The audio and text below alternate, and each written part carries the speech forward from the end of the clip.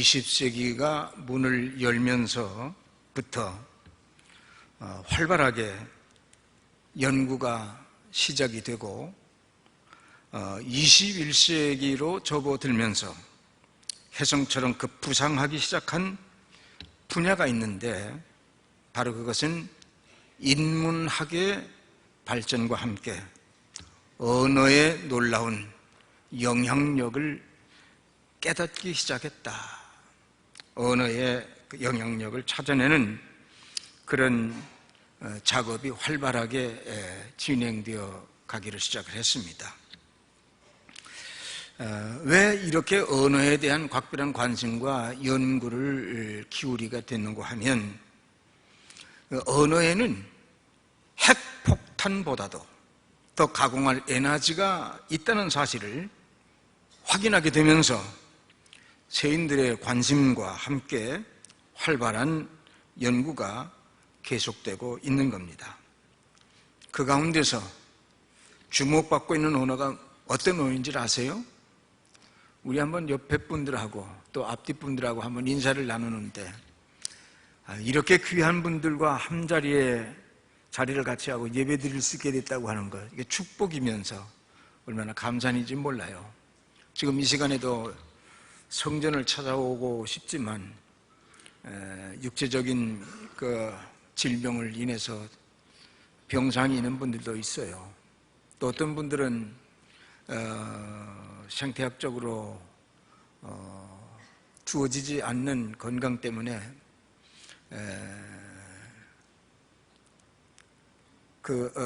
의료 기술에 의지해서 생명을 유지해야만 되는 호흡기를 꽂고 보내는 분들도 없지 않아 있습니다. 근데 여러분 건강하게 오셔서 예배드리게 됐잖아요. 얼마나 감사합니까? 우리 앞에 분들하고 옆에 분들하고 함께 감사합니다. 이렇게 귀한 분하고 함께 예배드리게 돼서 감사합니다. 인사 한번 나눌까요?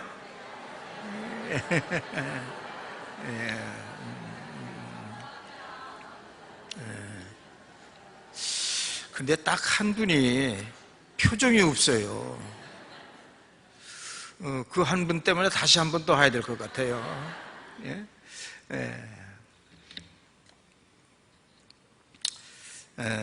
우리가 예수의 이름으로 구원을 받아 하나님의 자녀가 되면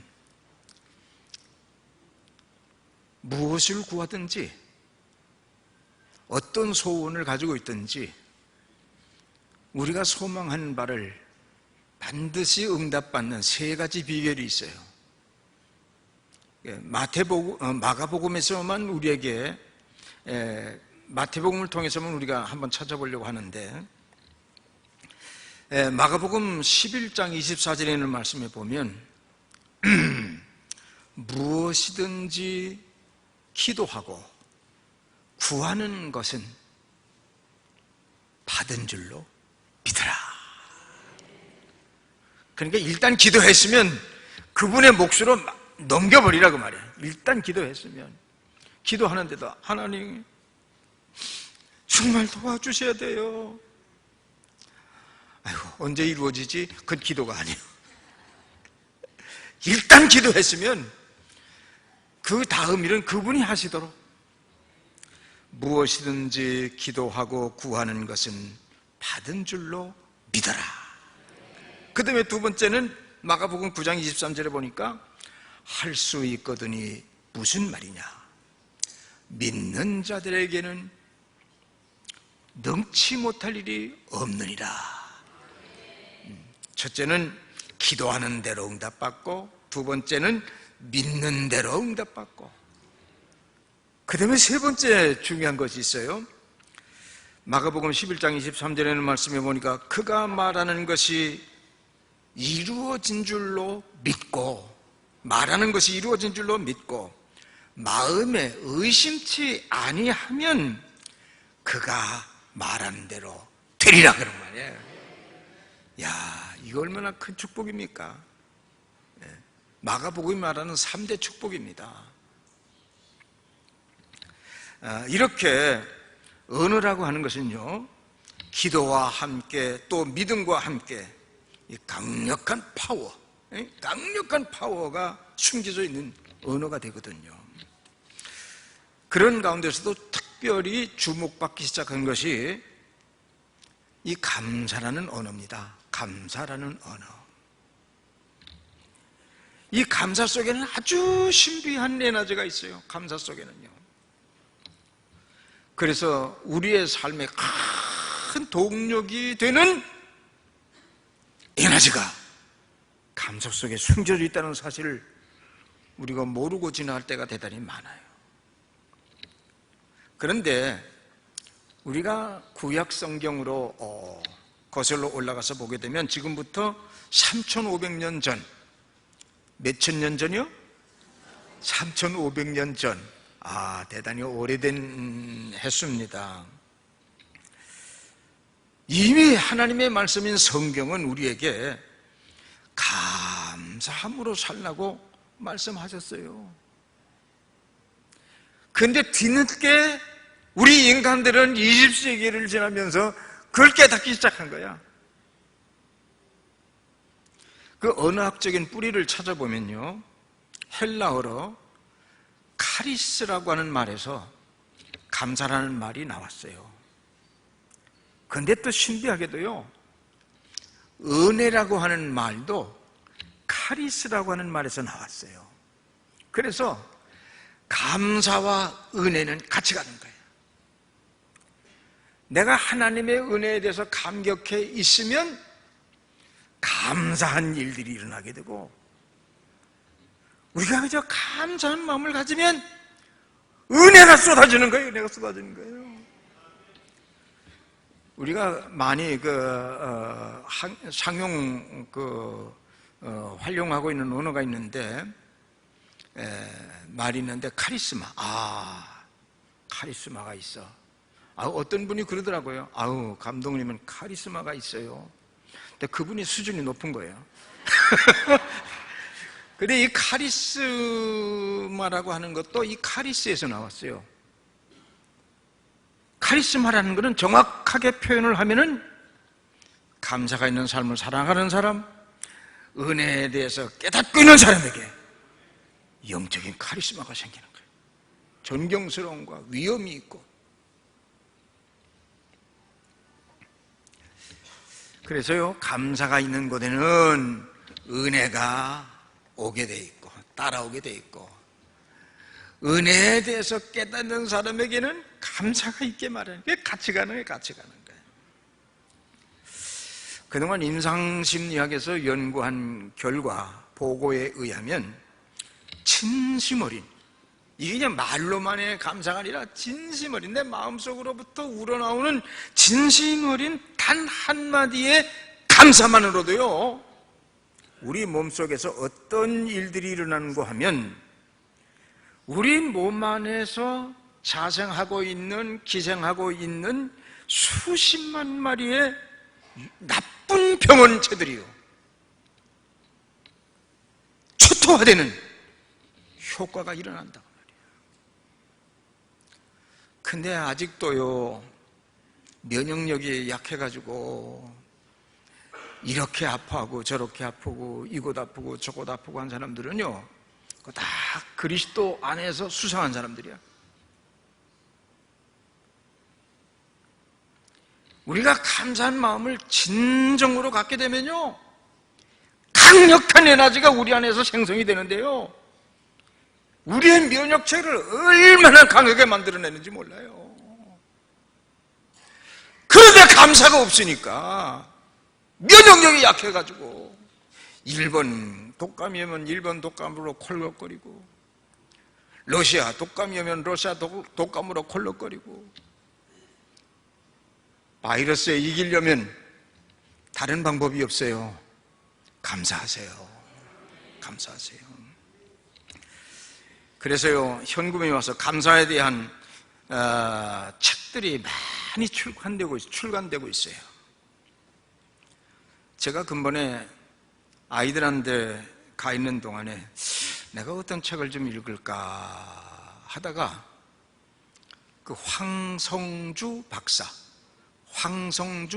하면 어떤 분인지 아시는 분들은 아실 겁니다. 의사에다가 대학교 교수에다가 경영자에다 기업인으로 여러분 아시는 생식, 이쪽 분야는 아주 전문 분야고 이쪽 분야에 있어서는 아주 독보적인 분인데, 그 사람은 그럴 뿐만 아니라 저술가에다가 사진작가에다가 다양한 영역에서 창조적인 삶을 피우며 살아가는 분이에요.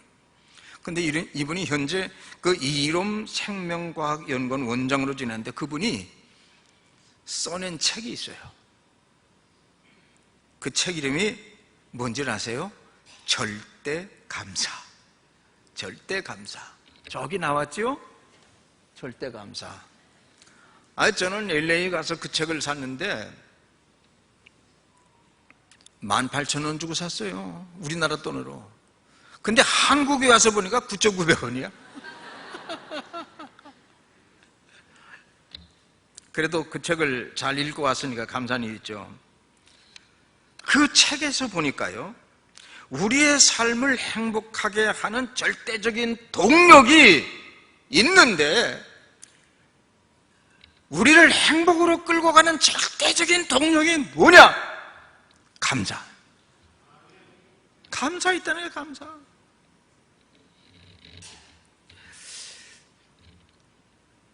근데 그 절대감사를 제가 찾으면서요, 인터넷으로 열어봤더니 절대감사라는 책이 또 하나 있어요.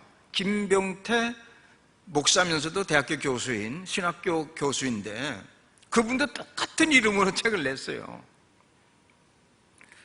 그만큼 지금 이 감사라는 그 단어가요, 많은 사람들의 초미의 관심사가 되고 있는 거예요. 근데 우리 교회는 벌써 언제부터 이 훈련을 받아왔습니까? 범사에 감사하라. 이는 그리스도의 예수 안에서 너희를 향한 하나님의 뜻이니라. 얼마나 귀딱하게 들어왔어요. 그래도 그냥 이쪽으로 듣고 이쪽으로 흘려보내는 삶을 우리가 살아왔는지 몰라요. 근데 이분이 얼마 전에 쓴 또 책 하나가 있는데, 그게 뭔가 하면 성서적 입장에서 본 건강 10계명. 그걸 읽어보니까 그대로만 지키면 건강하지 않을 사람이 없어. 근데 이 책 안 사셔도 됩니다. 제가 우 목사님 오는 동안에 다 얘기할 거예요.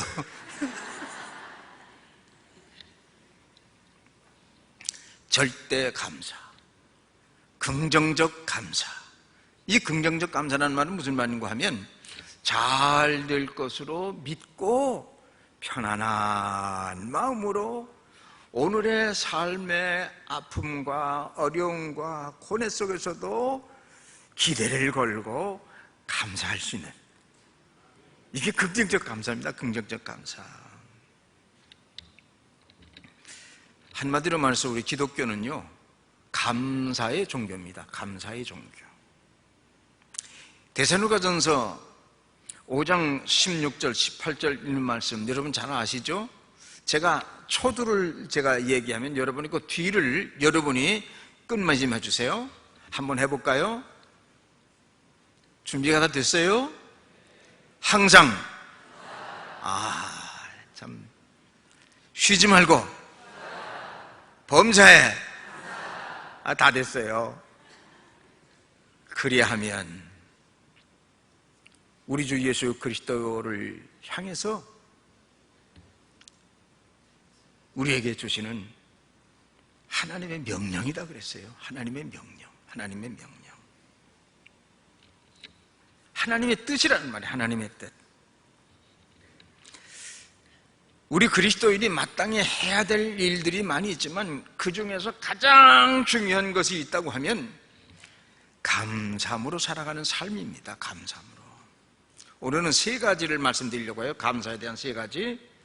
첫째는 감사라고 하는 건 하나님의 명령입니다.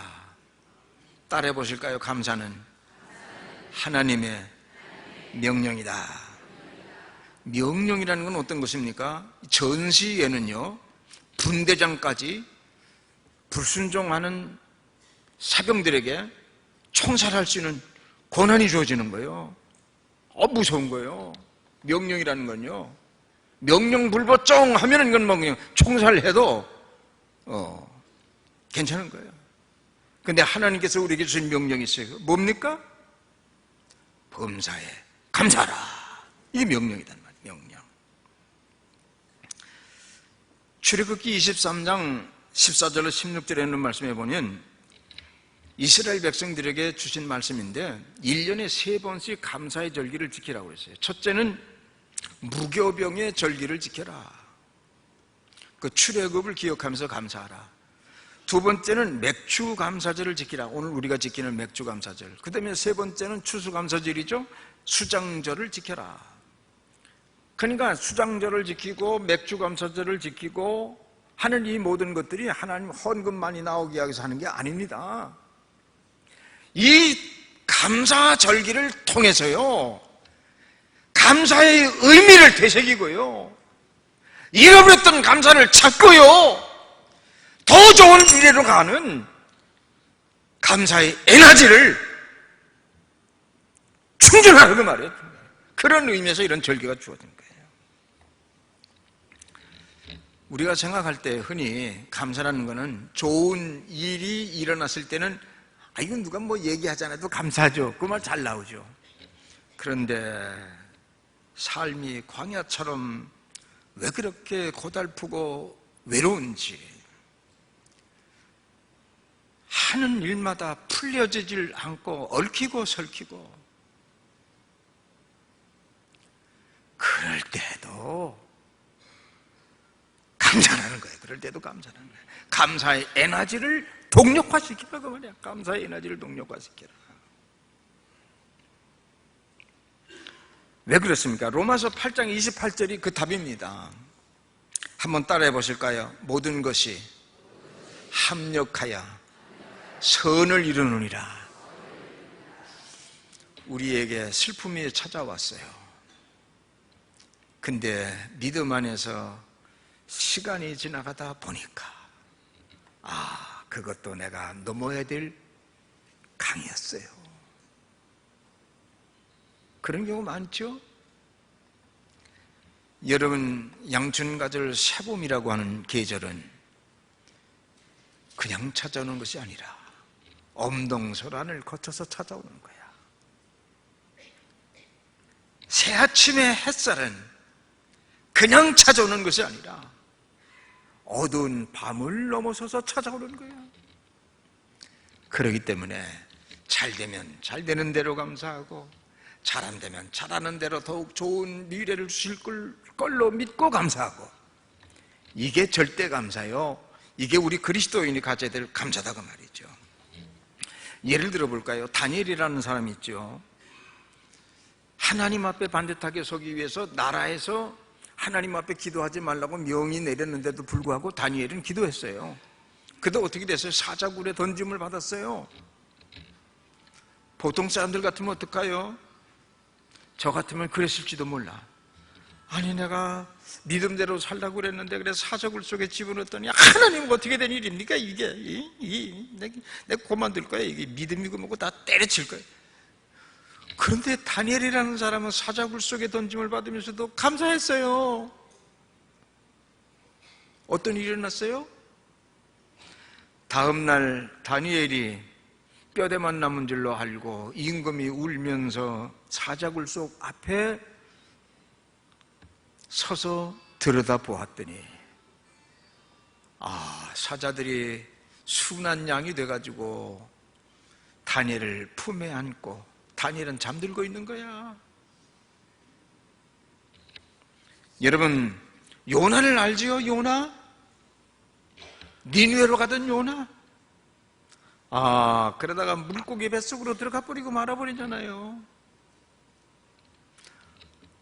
근데 그 속에서 사명을 깨닫고 회개하면서 하나님 앞에 감사했어요. 감사.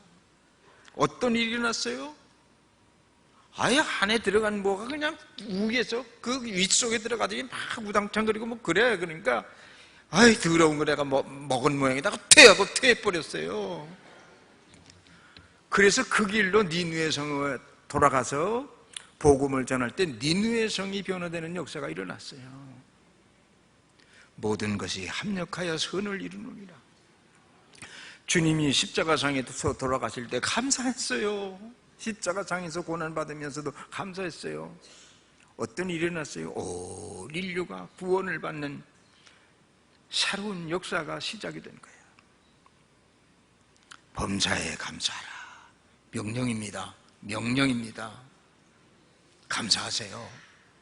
두 번째는 감사를 하되 어떻게 감사하느냐? 진심 어린 감사를 드려야 된다. 제가 조금 전에도 말씀드렸죠? 우리가 진심 어린 감사를 드릴 때 말이죠, 감사의 에너지가 우리 몸에서요 강력한 면역력을 가지고 우리 몸에 자생하고 있는, 기생하고 있는 각종 유해한 바이러스 병원균들을 초토화시키는 작업이 시작된다니까요. 이게 제 얘기입니까? 현대의학이 찾아낸 연구 결과입니다. 여기 진심이란 말은 어떤 말이냐? 인격적인 감사. 하나님께 딜을 하는 감사가 아니에요. 딜을 하는 감사가 아니에요. 인격적인 감사. 이 감사는 어떤 감사냐? 신앙 고백적인 감사. 내 신앙을 고백하는 그런 감사. 예를 들면 하나님께서 보실 때 가인과 아벨이 제사를 드리는데 누구의 제사를 받으셨죠? 가인의 제사. 왜? 가인의 제사는 안 받으셨어요. 형식이었어요. 그러나 아벨의 제사는 진정성이 담겨져 있는 예배였어요. 그 다음에 부자와 과부가 하나님 앞에 헌금을 했는데 부자는 많이 드렸어요. 가난한 과부는 없는 것 가운데서 몇천 원 드렸어요. 아이고, 그게 돈이라고 헌금을 했냐? 과부를 혼내줬습니까? 그렇다고 또 부자 칭찬해 줬습니까? 아닙니다. 과부를 칭찬해 주시는 거예요. 네, 거기에 진정성이 담겨져 있으니까. 바리새인과 세리가 기도를 합니다. 바리새인은 그냥 청산유수처럼 그냥 가진 아주 고급스러운 언어를 다 녹음해 가면서 기도를 하는데 얼마나 잘하는지 몰라요. 근데 세리는요, 기도하는데 이게 기도도 아니야. 아이고, 이 죄인 죽을 죄인입니다. 누구 기도를 들어주셨어요? 세리의 기도를 들어주셨어요. 진정성이 어디 있느냐고 말이에요. 진정성이 어디 있느냐고 말이에요. 여러분, 우리가 하나님 앞에 감사하는 마음을 가질 때 진정성을 가진 마음으로 우리가 하나님 앞에 감사하고, 우리가 이웃과의 관계에서도 우리가 감사합니다 할 때 그저 그 손 하나 내놓는 것으로만 우리가 자족하지 말고 진정으로, 진심 어린 마음으로 감사해.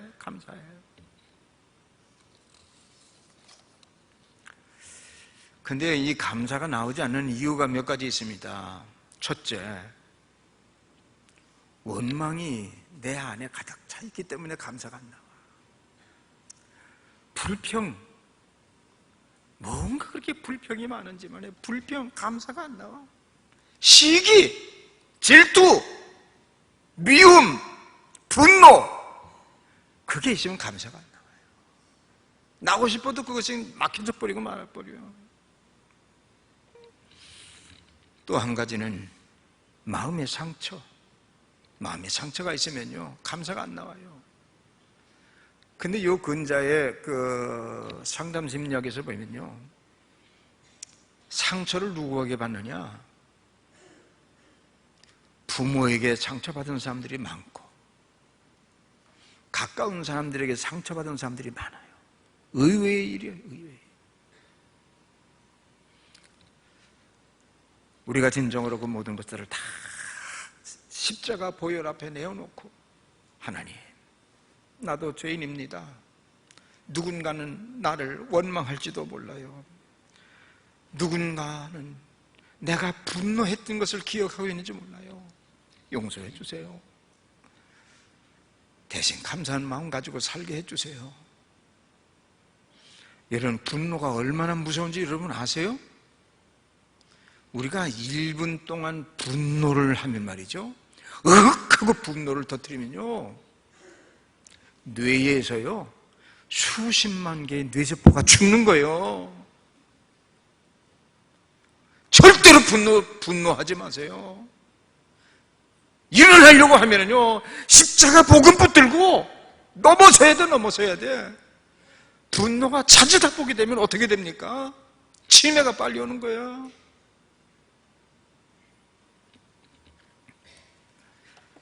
우리는 감사한 마음을 가지고 주님 앞에 서서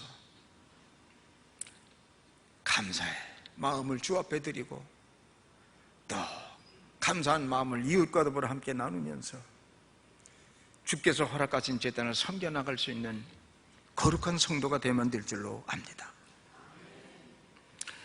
골로새서 3장 12절로 17절에 있는 말씀에 보면 이 골로새서의 결론과 마찬가지입니다. 그를 힘입어 하나님 아버지께 감사하라.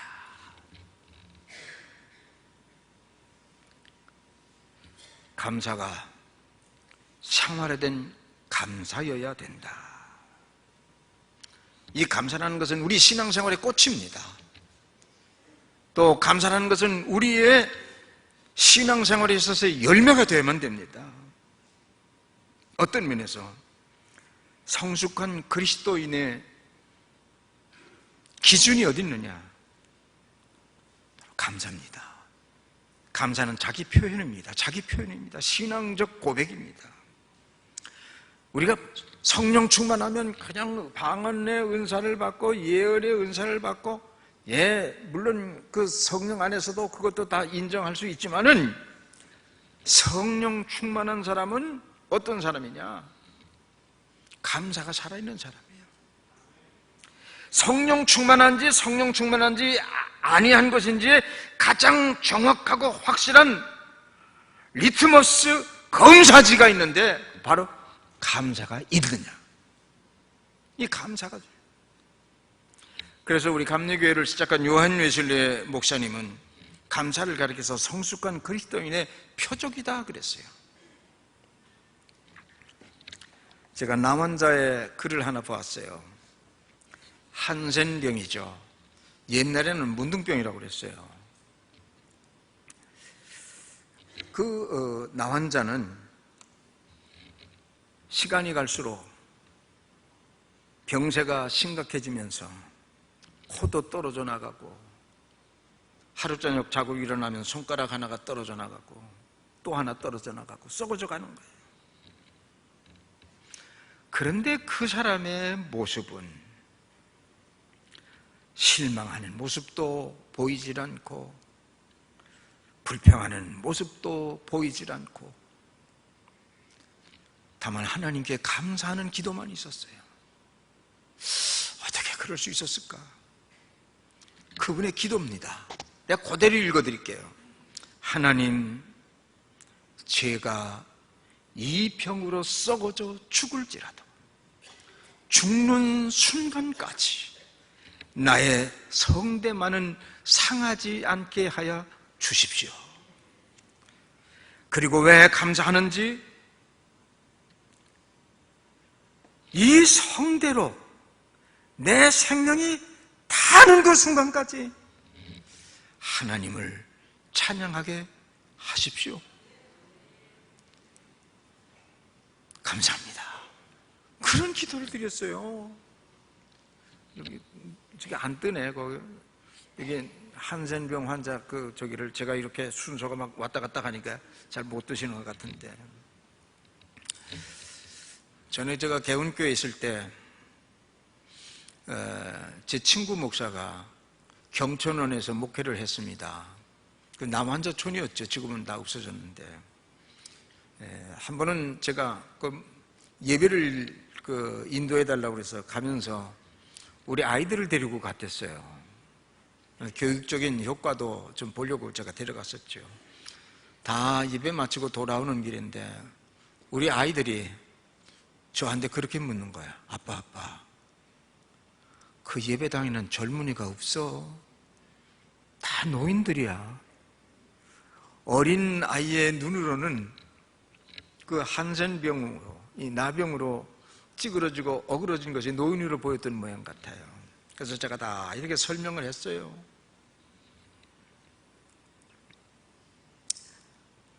바로 그 나 환자는 하나님의 사랑이 얼마나 큰 것인지를 알고 있었어요. 신앙의 자세가 어때야 되는지를 알고 있었어요. 왜 내가 하나님 앞에 이런 가운데서도 감사를 해야 되는지 그 이유를 분명하게 알고 있었던 성숙한 그리스도인이었어요.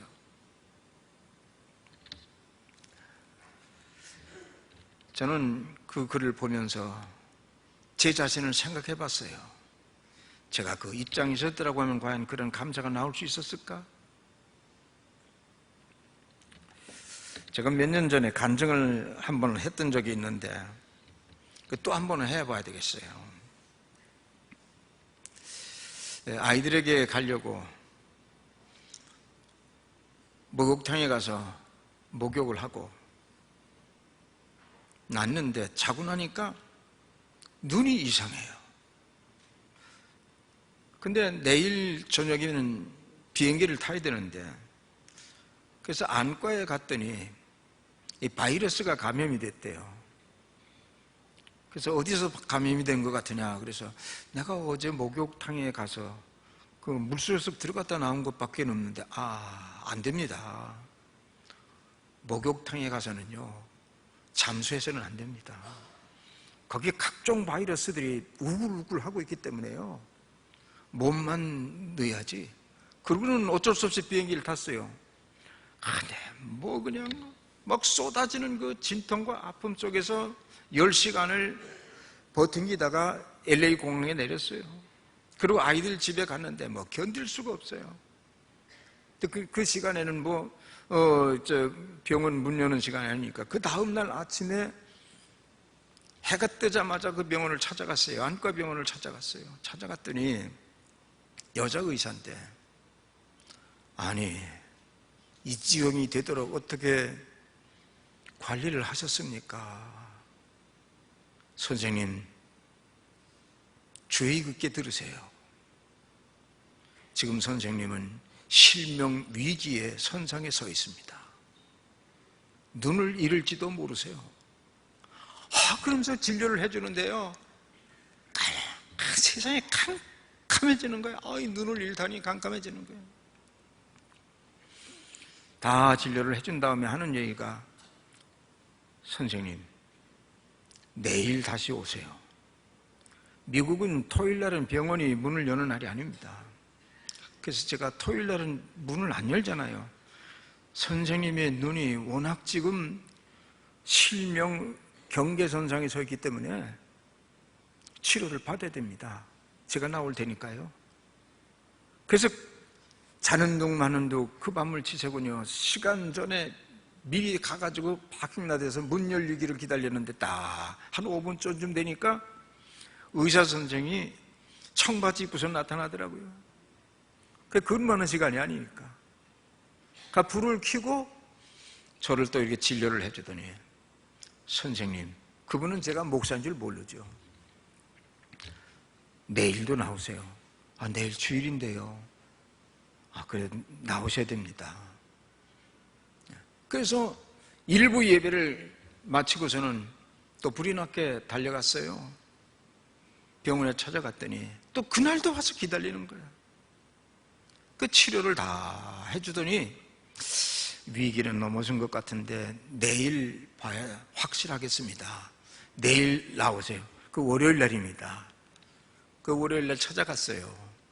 그랬더니 나는 무엇이 걱정이 되는지 아세요?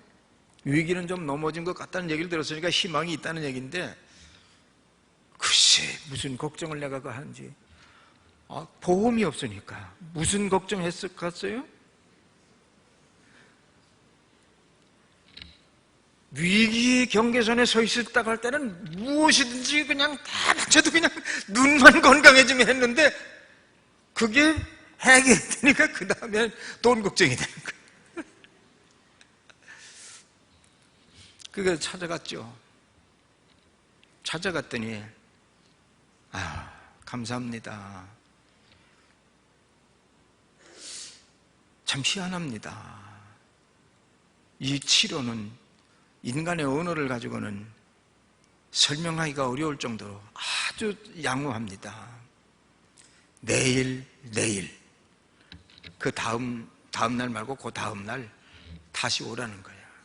그래서 제가 그랬어요. 선생님 감사합니다. 그리고는 카운터에 가서 돈을 내려니까 선생님이 받지 말으라고 그랬는데요. 그래. 그냥 잘못 들은 것 같았어요. 그럼 내일 와서 갚으라는 건가요? 내일 모레 와서? 안 해요. 그날 이렇게 체크하게 돼 있는데 받지 말라고. 그래서 내가 쫓아 들어갔어요. 선생님 어쩐 일입니까? 그러니까 저도 몰라요. 그냥 돕고 싶은 마음이 들었어요. 누가 일하신 겁니까?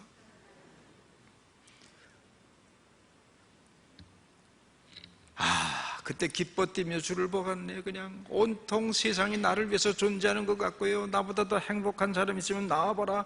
큰 소리 치고 싶었어요. 근데 세월이 흘렀어요.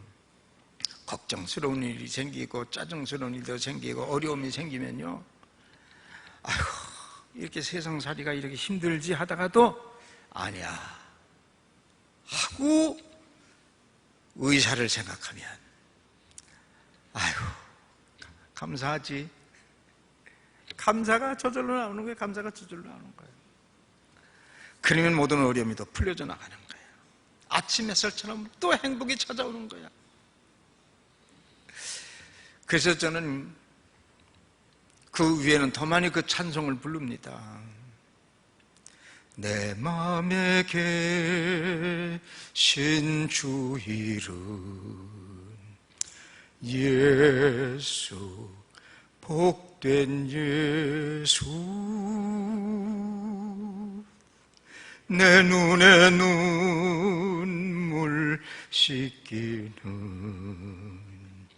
예수, 복된 예수. 귀하다 그의 이름,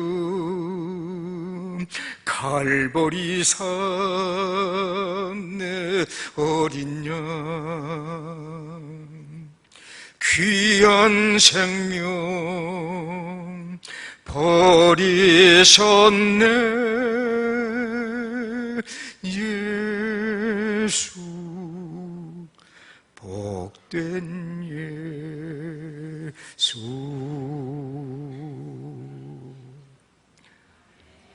너희는 감사하는 자가 되라. 말씀대로 순종해서 비록 어두움의 언덕에 서서 외롭게 서 있다 할지라도, 출구를 찾을 수 없는 미로의 동굴 속에서도, 끝도 없는 아픔과 고난의 벌판에 홀로 서 있는 것 같은 때에도, 외롭고 고독한 밤을 지새우고 있는 암흑한 밤중 같은 삶 속에서도 우리가 해야 될 일은 감사합니다. 명하신 주님의 말씀을 기억해야만 될 것입니다. 지나간 날 하나님이 도와주셨던 일들을 떠올려보면 감사의 마음이 회복되어질 수 있다고 하면, 잃고 살았던 행복이 환한 미소를 머금고 찾아오게 될 줄로 믿습니다. 그런 믿음의 자세 안에서 범사에 감사할 수 있는 믿음의 길을 새롭게 새 출발하시는 여러분이 되시고, 마침내 행복의 미래를 열어가는 축복의 주인공이 되는 여러분 되시기를 주님의 이름으로 축원합니다. 기도하겠습니다.